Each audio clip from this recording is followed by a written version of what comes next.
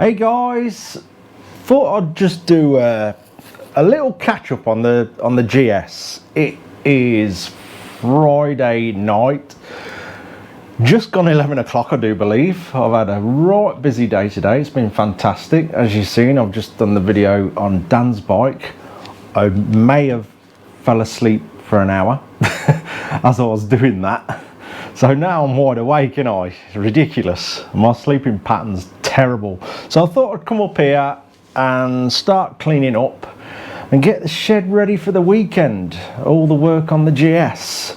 So I've had a few more parts come. So I thought I'd do a little video and a bit of a catch up. Something to do now I'm wide awake. So we've had some good things come on the electrical side of things. I haven't even took these out of the box yet.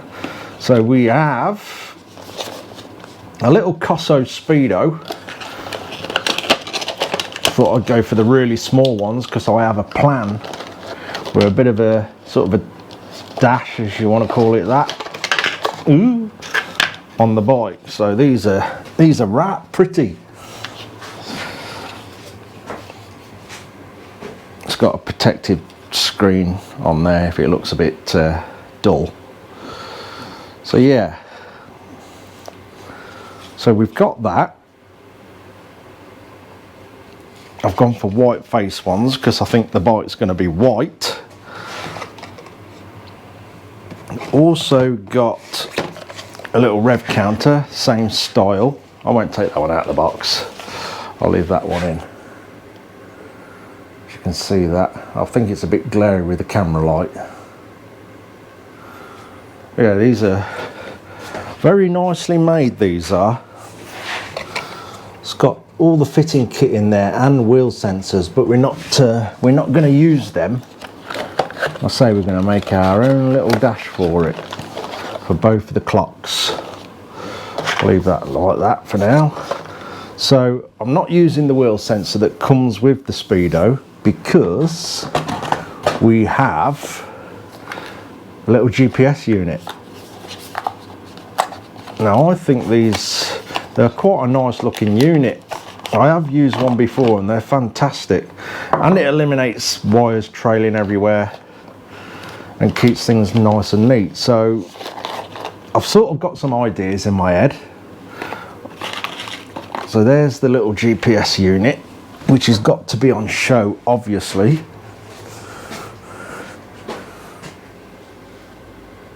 You see that? So within the pod, we'll call it a pod that I'm going to make for the Speedo and the rev counter, this will have its own little sort of place on top. I shall make and fabricate a little area where this goes and it's on show because it's actually quite smart looking. So that's in with the plans on the next few jobs. I've got to try and remember how all that goes. I'm sure I'll figure it out. So yeah, all the wiring for that will all be contained up near the handlebars, and I shall make it nice and compact and neat and nice shapes. Again, probably make majority of it up as I go along. What else we got? Oh, we got handlebar switches. These are quite smart, very nicely made, the alloy. Obviously they've got these in there for different size handlebars. We'll take them out in case I drop them. Well, that one's clamped up anyway. So yeah, we've got these switches. You can feel them, they're really nice quality. You can just tell. I guess some of you have used these before. So you got your light switch, high beam, low beam, I guess, horn, indicators on that one. That'll be a bit smarter than the standard switch gear that's on the bike at the moment. Then we've got your start and stop button. But you can just feel how nice they are, the quality. Obviously you have to trust me on that one. But yeah, as you know, there's a lot of gear on the market for custom building, and I guess a lot of you have experienced it. When you actually get the product, it's not so good. So spend the money and get the quality, I guess. But obviously I get some builds are on a budget, and you have to get sort of the cheaper parts to work within your budget. But this bike, as you know, it's got a good budget. Everyone's been absolutely amazing buying tickets, so we are going to build a quality bike with quality parts. So yeah, we've got them.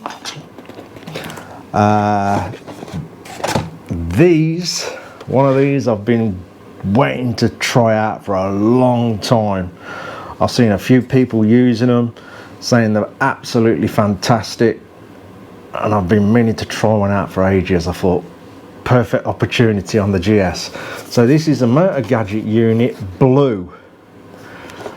So apparently you can put an app in your phone and have some sort of control over your bike. I'm not 100% sure what all that's about yet, but I suppose for once in my life I'll have to read the instructions and figure it out. But they're supposed to make the wiring of the bike far more simple than obviously doing it, following a standard procedure and following the instructions out of a manual for it and having a nightmare.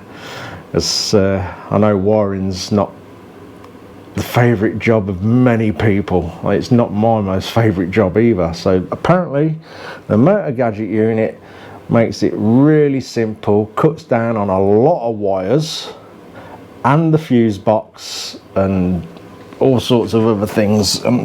This is the first time I've seen one sort of in the flesh, and I'm quite surprised how small it actually is.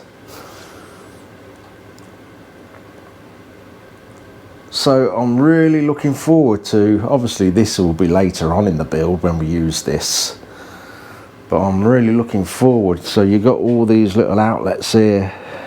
Without my glasses on, you got auxiliary 1 and 2, ignition, I-beam, lights, brake lights, horn, turn signals. I can barely see the writing, it's so small. But anyway, we'll figure all that. We've got the instructions in here, and yes, whoever wins it will be able to connect their phone to it. You can run this without an ignition, and it'll recognise your phone when you're near the bike, but there is a safety key we can put in the bike somewhere in case, you know, you could go out, you could drop your phone, you could lose your phone, or your battery could go flat, so it will have a secondary backup on the bike. I know you can get these special keyless switches for them, but the guy who I got all this stuff off actually said don't waste your money on it. They're expensive, and you can do just the same with a little key hidden somewhere or whatever, or even a switch. So I've gone down that route. But yeah, modernise the bike a bit, I guess, connect it to your phone. We'll figure it out. We've got these tiny little lights. Now, as in the last video was me getting all giddy about the carburetors, wasn't it? Was it? Yeah, it was. The video before that, when I was making starting to make the tail unit, I was thinking about the next stage on that, and I want to put the lights in it, but I wanted them really small. Because I'm not just going to plant the lights in the flat face part of it. I've got a pretty good idea what I'm going to do with these. Obviously you may see that happen in the next video, because this is the bit I'm doing next on that tail unit. But let's get one out anyway. So these are stop and tail lights. So you got your brake light in them, and they're E-marked as well. So all legal, and they're actually really nicely made as well. Believe it or not, these little things are quite expensive, but like I say, we're doing a quality build. As you can see, they're tiny, probably I'll guess about 30 mil is that. So we've got the earth rear light and brake light wire coming out of there, and they just mount with this 6mm bolt coming out the back. So yeah, I have got an idea for the carrier for these, which will all tie into that tow unit. I'm not going to say what it is, because partly I will be making a certain amount of it up as I go along. But yeah, let's have a look. Let's go over and have a look. Oh, I finished the tow, the other side of the tow unit.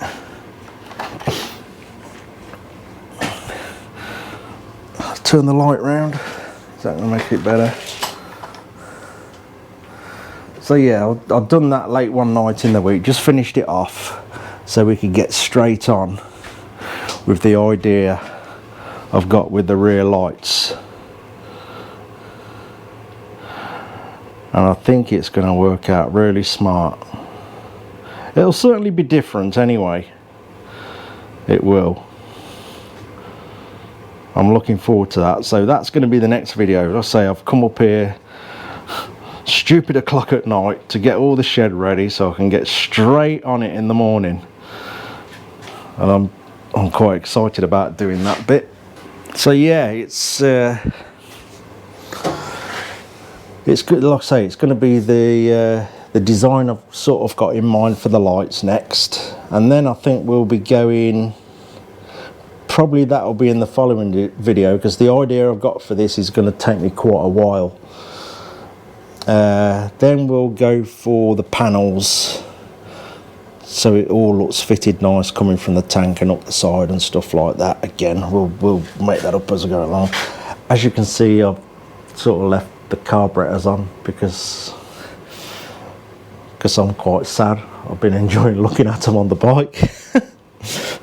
Crazy. I've still got to order the black handlebars. I've decided to do that. Them blue ones, I might pass them on to somebody, or they could just hang up and come in for, you know, another job. I don't know yet.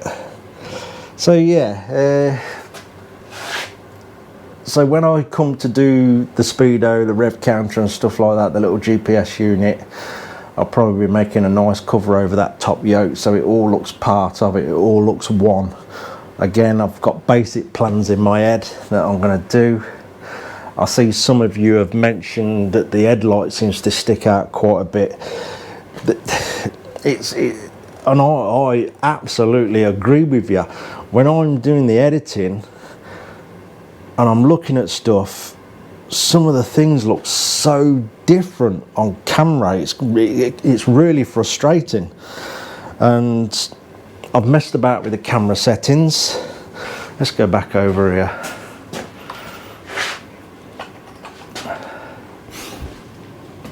There we go. I say I've messed about with the camera settings, and there's not a lot I can do about it. It's like Dan's bike. When I look at it on camera, the headlight seems like way out the front somewhere, and it absolutely isn't. I don't know why it is. I guess that's why I look fat on camera as well. I can't work that out either. It's ridiculous. But yeah, it certainly doesn't stick out when you see the bike in the flesh. And also, I'm leaving room for the pod I'm making for all this lot as well. So it's going to have to be quite small to squeeze in there. So yeah, some of the things can look really different, and it's quite frustrating when you're editing the videos, because you know straight away someone's going to pick up on it and mention it, which is fair enough, because it does look like it's sticking out far too much on the video. But I can't get around it. It is what it is. It's what the camera does. It works in weird ways, I guess. But yeah, it does look fine in the flesh, or else I'll change it else. But I can't tuck it in anymore, because all this lot's going there. So yeah, I thought I'd have this little catch up and sort of give you an idea what's next. I ordered all this and completely forgot to order the bar end indicators. So I'm going to have to do that next week, I think. So it's having the really nice Motogadget bar end indicators. They're quite pricey, but they look really smart. So I can't skip on that now. I've got all this nice stuff. I've got to continue with all the nice bits on it. And yeah, I'm really enjoying doing the bike actually. Although it's a tiny bit frustrating leaving it for weekends because it's there in front of me all week and I just want to get on it. But obviously we've got other things to do that sort of keeps the bills paid, if you know what I mean. All the little jobs, as you know, 3 Enfields on the go. And I think when I've done them bikes, I don't think I'm going to take any more customer bikes on and really concentrate on doing some interesting builds in here. You know, actually get away from Enfields for a bit as well. I've done them to death, to be fair. You all know that. Although I know people love them, but I have got the 350 Enfield here, which I am going to do because I've got it, so it's got to be done. But who knows? That ain't going to be till way in the summer by the time I've actually finished that. But who knows? I might even prize draw that as well, so someone's got a chance of winning one of my Enfield bobbers, because they seem to have a bit of a following, which is crazy. I never ever would have thought they would have got a following like that when I've done the first one. I actually built the first one in the garden when I first came here. As you know, life was a bit of a mess. I didn't have this shed, and the very first Enfield, which is still out and about, I think the guy watches, or the last owner of it. So yeah, that was built in the garden, and selling that and everything allowed me to slowly build up my collection of gold. But yeah, it's come a long way since building a bike in a garden, I guess. So yeah, it's not bad. But there we go. Anyway, I'll stop waffling on, so I'll just waffle on for hours and everyone be switching off, although you probably did ages ago. So that's just a quick update. It's late Friday night. I'm getting ready for tomorrow to get cracking on the GS, which I'm really excited about, doing the little idea I've got for them backlights. So there we go, folks. I'll leave it at that, and in the next video we'll have something fancy done for the lights. Cheers for watching, guys.